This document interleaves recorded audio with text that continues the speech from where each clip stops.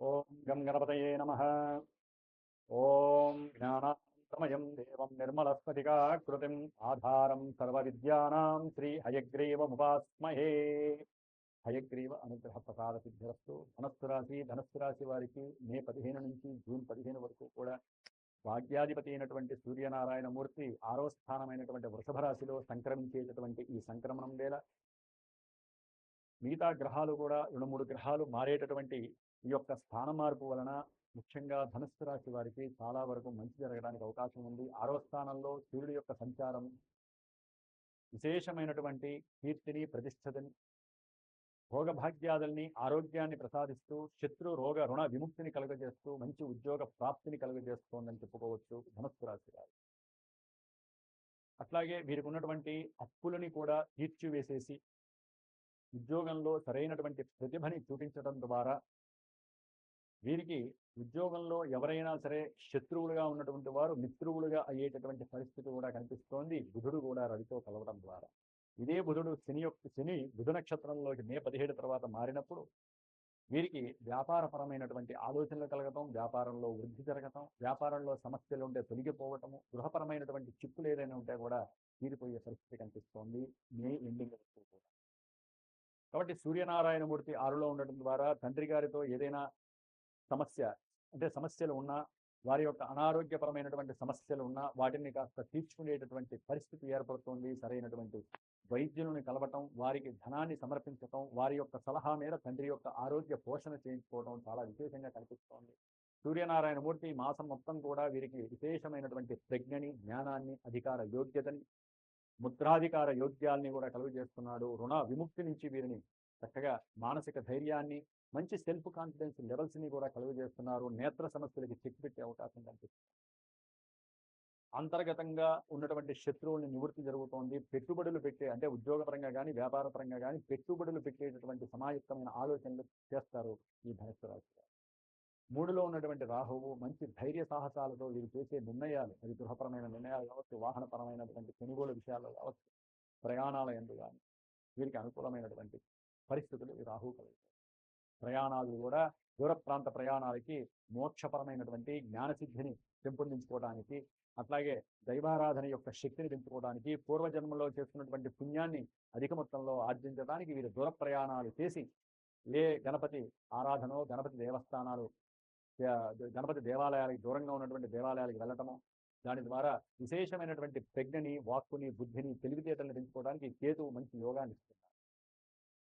సప్తమంలో ఉన్నటువంటి గురువు కొంతమంది ధనుస్సు రాశి వారికి వివాహాన్ని ఆచరిస్తున్నాడు. శని యొక్క దృష్టి వలన కాస్త వివాహంలో అమరికలు తేడా ఉన్నప్పటికీ కూడా గురువు యొక్క దృష్టి, శుక్రుడు కూడా జూన్ 8 వరకు కూడా మరి ఆయన అక్కడే ఉండడం ద్వారా, జూన్ 2 వరకు కూడా గురు భగవానుడు సప్తమంలో ఉండడం ద్వారా వీరికి వ్యాపారంలో మంచి యోగం కలుగుతోంది.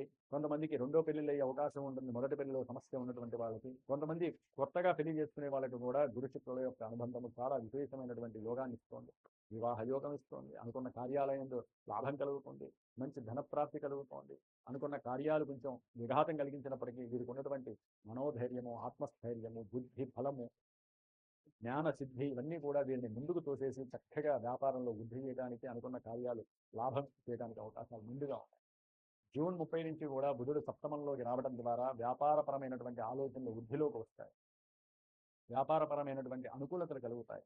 ఇంకా కొత్త కొత్త ఆలోచనలు యందు వీరు వ్యాపార స్థితిలో ఉంటారు. భార్యాభర్తలు జాగ్రత్తగా ఉండాలి, లేకపోతే రెండో పెళ్లి వైపుకి దారి చేసే ఆలోచనలు ఎక్కువగా ఉంటూ ఉంటాయి. ఎందుకంటే ఇటు శని దృష్టి, బుధ దృష్టి.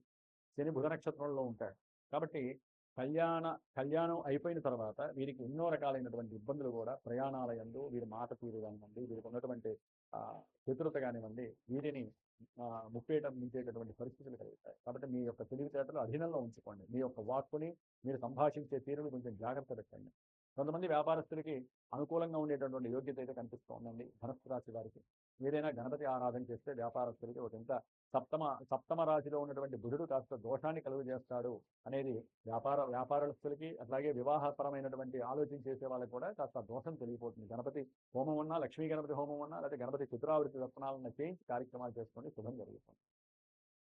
అట్లాగే జూన్ 2 తర్వాత ధనుస్సు రాశి వారికి అష్టమ రాశిలో అష్టమ గురుడు యొక్క సంచారము, జూన్ 8 తర్వాత అష్టమంలో శుక్రుడి యొక్క సంచారము గృహపరమైనటువంటి, వాహనపరమైనటువంటి విషయాల యందు కొంతమందికి రుణ బాధలు ఉంటే కనుక ఆ రుణ బాధల్లో కొంచెం తీర్చాలనే కోరిక అధిక మొత్తంలో ఉన్నప్పటికీ తీర్చడానికి చాలా ఆలస్యమయ్యే అవకాశం ఉంటుంది. దాని యందు కొంచెం ఇబ్బందులు పడే అవకాశం ఉంటుంది. జాగ్రత్త వహించాలి.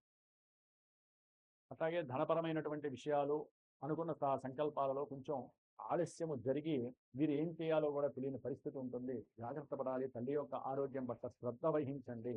అట్లాగే భార్యాభర్తల మధ్య కూడా అనుకూలమైనటువంటి కొంత సౌఖ్యపరమైనటువంటి విషయాల యందు వీరికి మాట మాట రగిలేటటువంటి అవకాశము, దాని ద్వారా కుటుంబంలో చీలికలు కలిగే అవకాశం ఉంటుంది.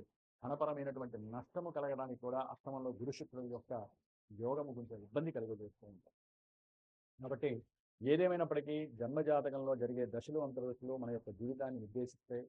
కాబట్టి ఎవరైనా సరే విద్య, వివాహము, లేకపోతే వాహనం కొనాలన్నా, వ్యాపారం ప్రారంభం చేయాలన్నా, దీనికి ఉన్నటువంటి సమస్యలు ఏదున్నా సరే సరైన గురువుని ఎంచుకొని జన్మజాతకంలో అసలు లగ్నం ఏంటి, మా జాతకంలో ఇప్పుడు ఏం నడుస్తున్నాయండి దశలు అంతర్దశలు, అసలు వివాహానికి యోగ్యకాలం నడుస్తుందా లేదా అని జాతకాన్ని అన్వయించుకొని చూసుకోవాలి.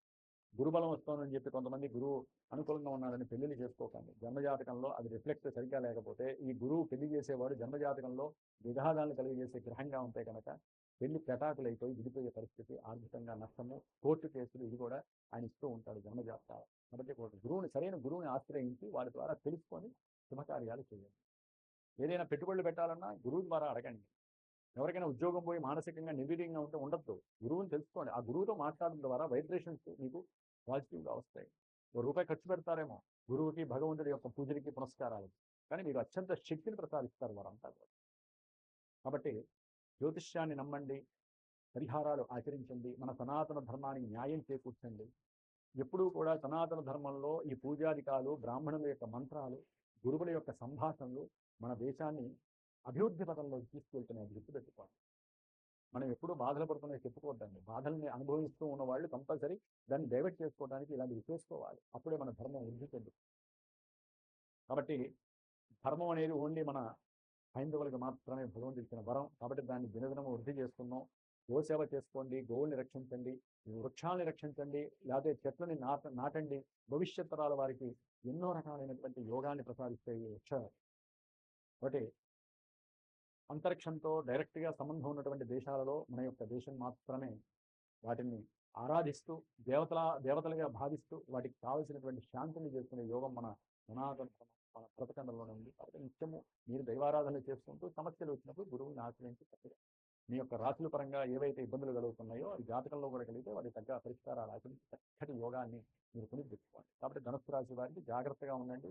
హనుమంతుడి వారి యొక్క ఆరాధన చేసుకోండి. కొంతమంది అయితే కనుక శనికి సంబంధించిన జపము, దానము, హోమము చేసుకోండి. రేపు శని జయంతి వస్తుంది. అట్లాగే గురు శుక్రులు మారినప్పుడు చక్కగా రుద్రాభిషేకాదులు చేసుకోండి. చక్కటి ఆర్థిక లాభాలు మీకు వశీకరణ అవుతాయి. పంచమంలో ఉన్నటువంటి కేతువు పంచమంలో కుజగ్రహ మార్పు మీకు చక్కటి ఆనంద ఉత్సాహాన్ని ప్రసాదిస్తూ ఉంటుంది. కొంతమంది స్త్రీలకి సంతానపరమైనటువంటి సమస్యలు కలగడానికి అవకాశం ఉంటుంది. కాబట్టి ధనుస్సు రాశి వారికి సుబ్రహ్మణ్య ఆరాధన చేసుకోవడం చాలా విశేషపదం. ఇంకా ఎవరైనా 2వ నెల 3వ నెల స్త్రీలు కనుక ఉన్నట్లయితే కుజగ్రహం పంచమంలో ఉండటం అంత మంచిది కాదు. కాబట్టి ఆయన అష్టమాన్ని, ద్వాదశాన్ని చూస్తాడు. కాబట్టి తప్పకుండా కుజగ్రహ పూజ జపం చేయించుకొని ఆ తీర్థం తీసుకోండి. సుబ్రహ్మణ్యం జపం చేసుకొని తీర్థం తీసుకొని హోమం చేయించుకోండి. ఆ భస్మం రోజు పెట్టుకొని మీకు శుభం జరుగుతుంది. ఓం నమో నారాయణాయ.